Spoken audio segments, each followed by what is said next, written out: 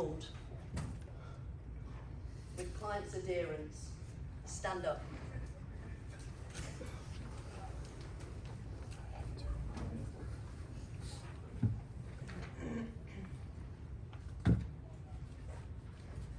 If your schedule is fully booked and you don't need any more clients, sit down. If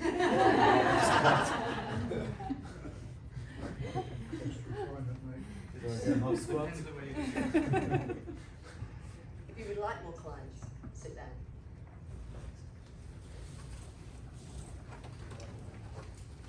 Imagine for a moment you're on Wembley Stadium. You've got a microphone and an audience of 30,000 people, all listening to what you say. Would you repeat what you said on social media?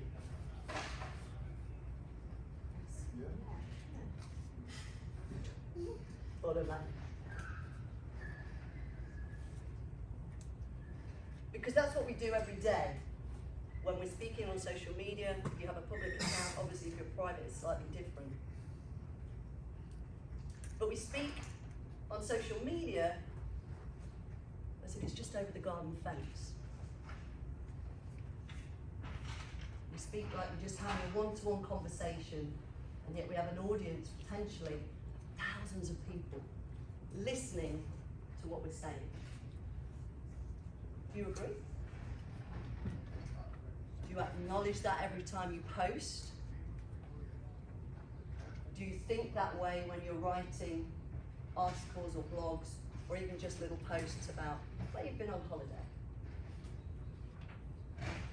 Do you think consciously about who is listening to the words you're using? Do you feel responsible?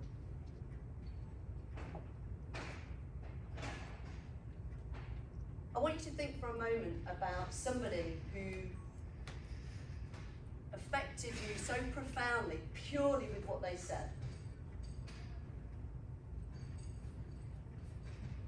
There's a good chance that it will be somebody will pop up immediately into your thoughts. Might be a parent, might be a child, maybe it's a mentor, maybe it's somebody you've never even met. Maybe you were that person for someone else. Words have power. You all have a few pieces of paper in front of you. I'd like you to write down, secretly, don't let the person next to you see it, one word to describe how you feel right now, this moment. Write that word down, don't think about it, just write it down.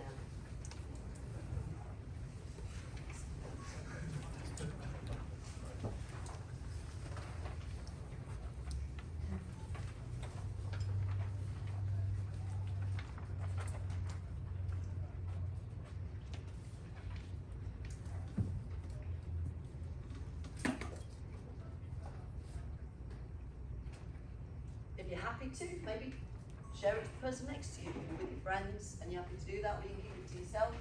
But there's a good chance it's not the same word.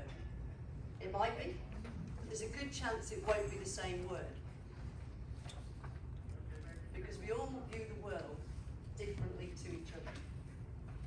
We assume that everyone sees green as green, or a squat at hip width, back up straight, back bar position, down to 90.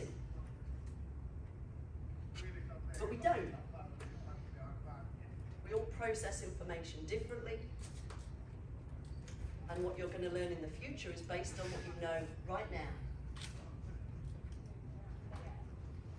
So the words you've listened to in the past, the words you've spoken, the way you've been educated, the transference of communication has been different for every single one of you. And there'll be similarities, there'll be parallels, of course. It was words that brought you here today. They may have been written down, or maybe your friend rang you up and said, I'm going to an event, do you want to come? Words have power. Profound power.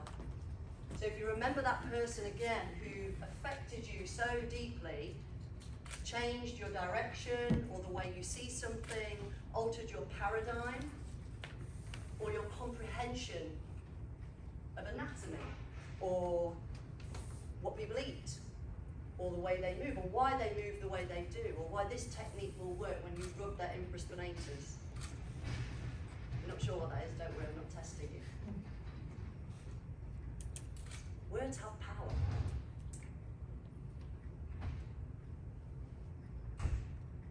And remembering that when you're speaking, you're thinking of what you're going to say next. But your audience are still going through that process of absorbing the words and making sense of them and digesting them in your bias. Words have brought you here today. They may not have been my words in my adverts on my social media. They may have been Gary's or Tom's or Mel's if they shared the information with you. Words have power.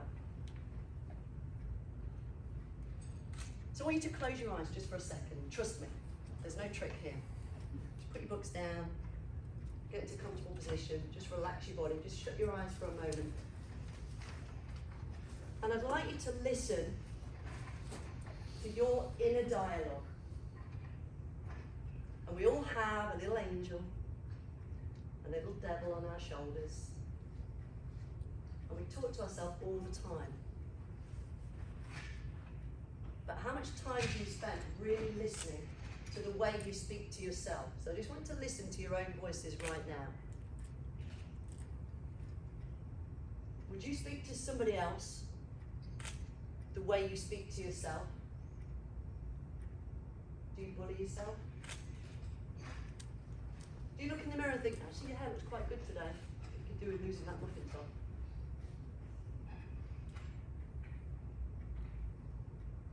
Think about your inner dialogue and understand that today in the process of listening to words could be described as cognitive restructuring. That's why you're here, is to maybe learn how to think differently. Thinking about the way you are talking to yourself right now and the way I'm influencing those thoughts with my words. Try to recognize how you can do that for your clients, your audience, your friends, your partner, your family members. Think about the responsibility you have to think very carefully about your choice of words. Just take a moment and listen to your own inner dialogue, just for a second. Be honest, think back over the last 24 hours. Think about how you spoke to yourself.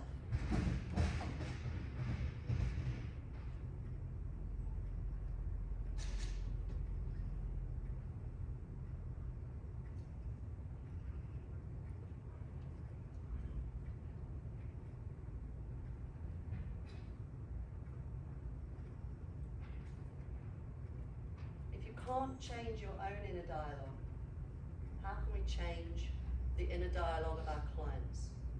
You can open your eyes. So there's huge power in reflecting inside ourselves in the way we process information.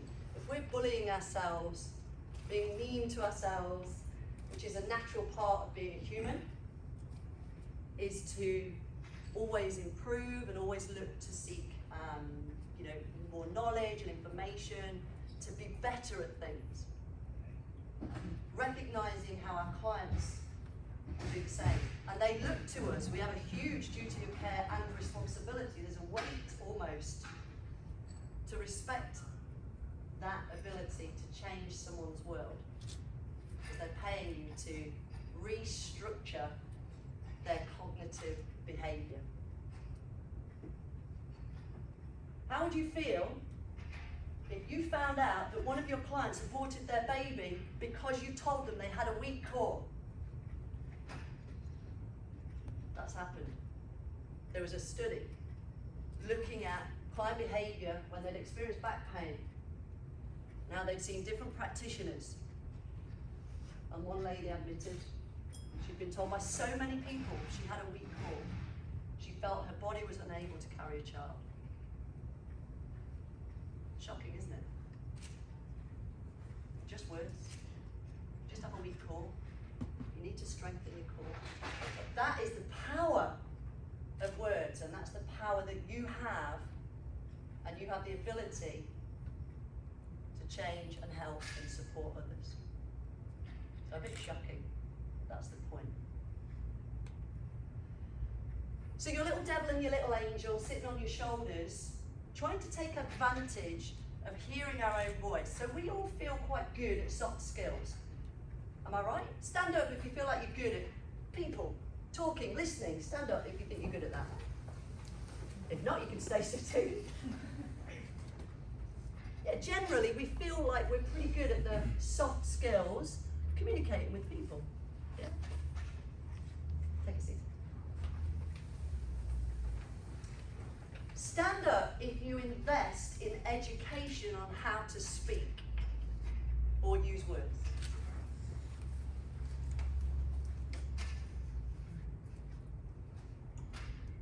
Good. Okay, you can take a seat. Or not. If you want to stay standing, by the way, do feel free. So there's clear power in words, and we all recognise that, and we all use it, and we all think we're very good at it. But how much do we study our strategy of use of words? How much do you create a dialogue or a script? And how much can you assess and measure and monitor that dialogue for success? You've probably invested in a lot of CPDs over the last 18 months, probably online. Some video, maybe some audio, maybe some reading, all communicated in words. How many of those CPDs that you attended were about improving your own vocabulary? And how many were about where the muscles go from and to in the body, and how to improve somebody's shoulder abduction, or how to tweak their diet because they have some IBS? So we're usually pretty good at soft skills. I'm not taking away from that. But it almost can be detrimental to us in recognising where we could still gain the ability to change lives. And we put all the onus onto the biomechanics, the anatomy, the technical stuff. Because that's where we're usually the weaker area, the non-academics. Stand up if you're a non-academic. Okay, you're going to sit down. Okay, so I'm going to ask you to close your eyes again, just for a moment. Just relax in your seat, let the shoulders relax. I want you to think about your favourite movement. Imagine what it feels like. Imagine where you would be when you do this movement. You might be outside, you might be in a gym. Think about the smell around you. Think about the temperature. Think about what you're wearing. And imagine you're doing it in a Borat thong. Open your eyes. The power of the words to flip and change the way you're thinking about something demonstrates why we should maybe focus some of our training in understanding that power of words and how we can practice it. There's a guy called Joe Dispenza. There's a few guys, but first one, and he talks about the neuroplasticity. Tom is also going to talk to you about neuroplasticity. Have you come across that term? The plasticity of the brain and the way we can change things. And he made a statement talking about the science behind the power of the words. Emotions are the chemical response to the environment around you. And our environments today are filled with words, whether they're spoken, whether they're sung on a radio, whether it's what you're wearing on your t-shirt. whether it's an advert, whether it's the couple chatting in the corner. But it's been proven over and over again. Alan Watkins on YouTube does a great video about the power and the science of words. And he demonstrates it on stage. He puts some equipment onto a guy's ear and then asks him challenging mathematical questions, and you're watching his heart rate. And you see his physiology change purely from the words that Alan Watkins uses. Lorimer Moseley and David Butler, world-leading neuroscientists in explaining pain simply. You can find them on YouTube as well. Strongly recommend their book called Explain Pain. And they are proving over and over again, or their studies suggest very strongly, that one of the most powerful influences on your client's pain is the way you speak to them and the way you help them understand their pain. I feel like I should move away from that slide. Let me go back one. The studies that they're showing show the differences in brain activity based on the words you use. If we go back to the poor lady who was told she had a weak core, the power of your words alone can change your clients' lives.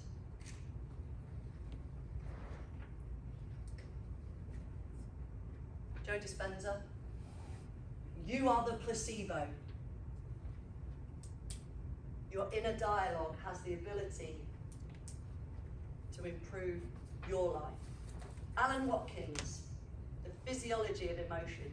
You can't change your emotion, but you can change the way you think, which will change your emotion.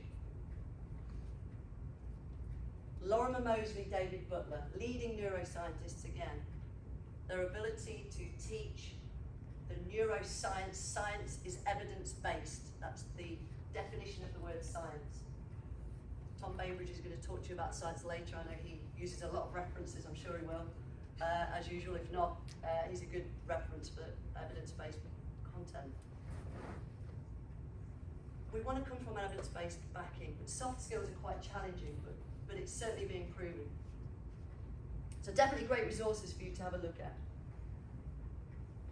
So all of your clients will come to you based on having a problem. If they do, stand up.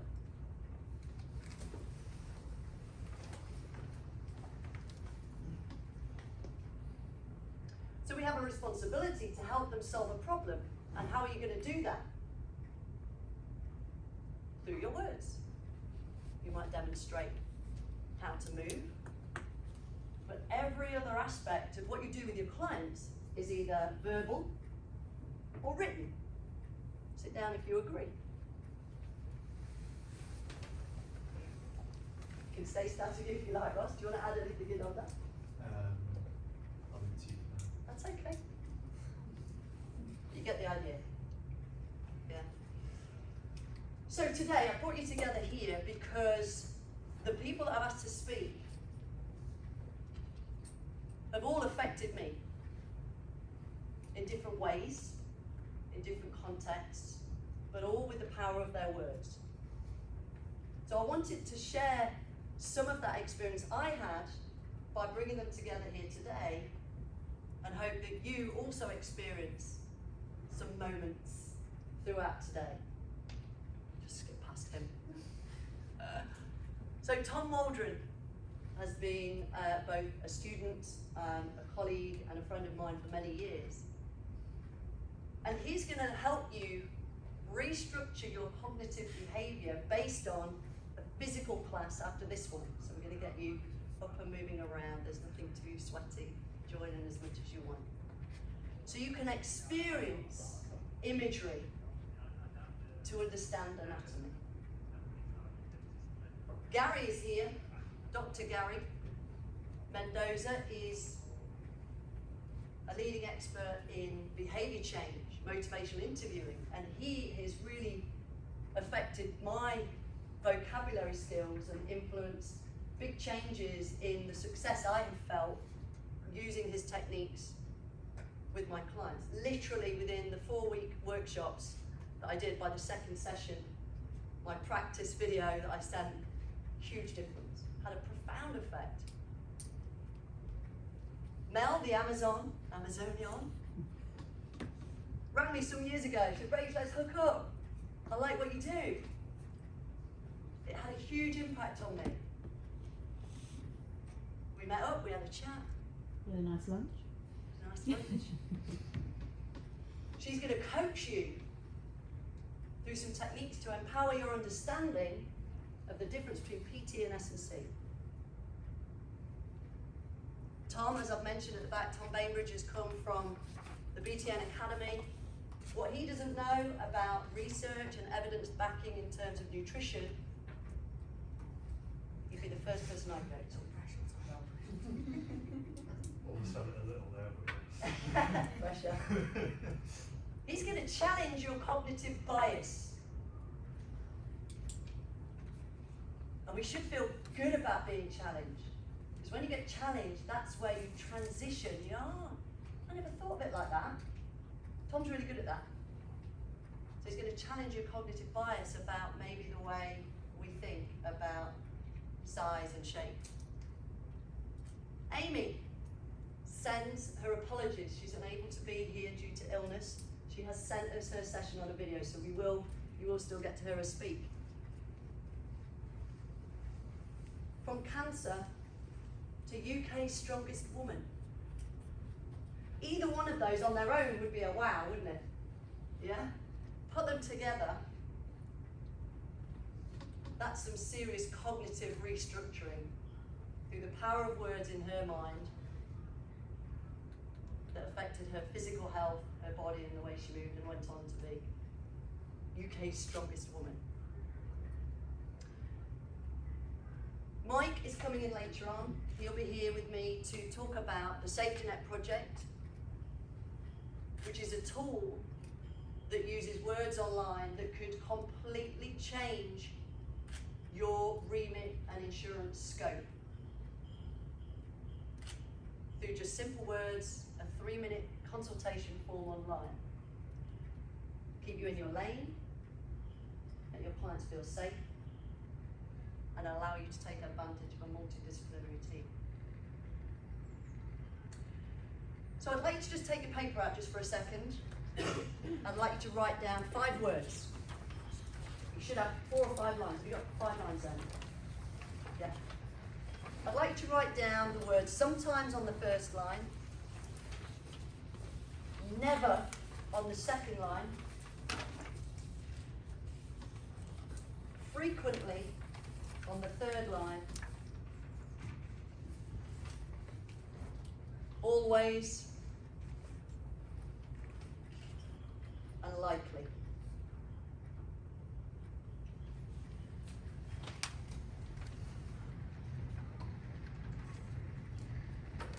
Next to each word, I want you to think about, for yourself, try not to look at, do it, you're in at school when you did that, hide your notes.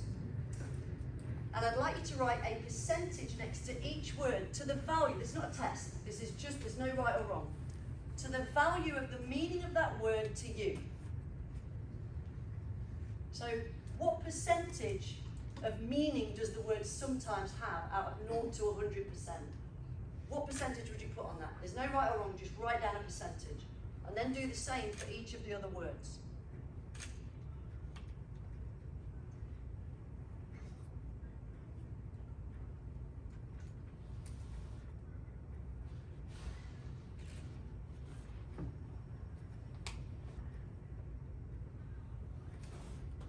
Try not to think about it too much, just go with the gut.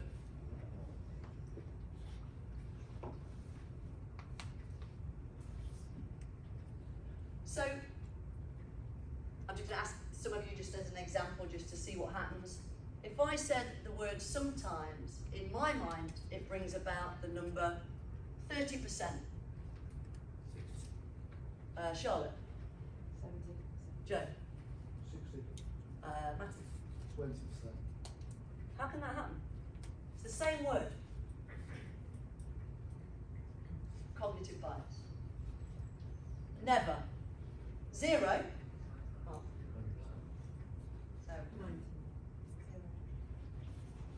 How can that be? Never's never. But it's perception. Frequently, 90%. Sue? 50. Mizzou? 10. Ashley? 60. It's a demonstration quite quickly of the differences between us. Always. Liam. So I'll go 100%. No. Marina. 20. Likely. 80%. Liam. 90%. Lam. 65. A very quick demonstration of the power of words and how to acknowledge that every time you speak to a client, every time you write a social media post, write a campaign, write a letter. Do people still write letters? How wonderful to receive a handwritten letter. Every time you write any marketing copy or letter or anything at all, remember that the audience who's going to read it or listen to those words thinks differently to you. We need to know our audience and stay empathic or practice empathy as best as we can, maybe using some of our own inner dialogue. But the skills you're going to learn today from these guys should open up a few more tools, skills and resources to help us help others. Remember your mentor, remember the person who profoundly changed your world. You may have already experienced a client that's come to you and said, Ross, I went to everybody else, you changed my world, you just said that sentence, those few words, changed my life. Anybody had that? Anybody had that already? You might have done it, but you don't know it. And they haven't had the opportunity to tell you. I've had that 5 years later, and I have no idea. And I happened across somebody who used that kind of language. And it gave me a huge sense of responsibility. And we all have a sense of responsibility. And you are clearly demonstrating that you feel that sense of responsibility because you're here today to listen to the power of words. So be conscious of how you make yourself feel, how you make your clients feel. Enjoy the day. We're going to be getting up and moving in a moment. I'm going to get you to move your chairs. But just thinking about that cognitive restructuring is fundamental to what you do as a personal trainer, Group X instructor, manual therapist, nutrition coach. It's fundamental. My name is Rachel Francis Thompson. I'm a Biomechanics coach, Group X instructor, passionate about the power of words. So this is your day, guys. We're going to have Tom up next, getting you to practice dynamic stability. So I'm going to get you in a moment to move your chairs back. The breaks are relatively short, just quick toilet breaks. You can grab coffees at any time, completely free, all day. How cool is that? And we'll have a break at lunch. There is a fire alarm at 1 o'clock, but that will be the alarm to come back if you're not back here already. Obviously we've got Gary and Mel, Tom and Amy on video, and then Mike will be here later on. Any questions? Okay, so you can pick your chairs up and just move them to the side of the room. Is that all right? Forwards. Backwards.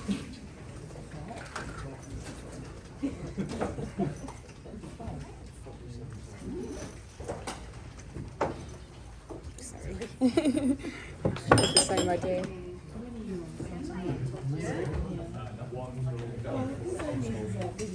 That's what I'm thinking. It's like, how long is it? How long is it? Because I'm getting more precise. Guys, I'm going to send you references afterwards for the guys that I mentioned on YouTube. Right, so I'm gonna get a fire alarm.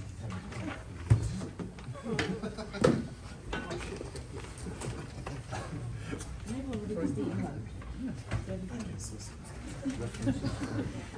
When you guys have moved your chairs, can we form a circle? And can you guys move these chairs too?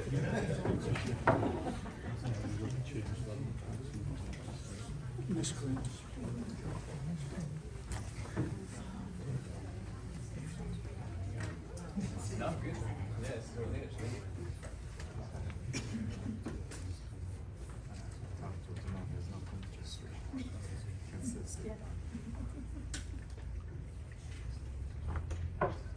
There was a quiet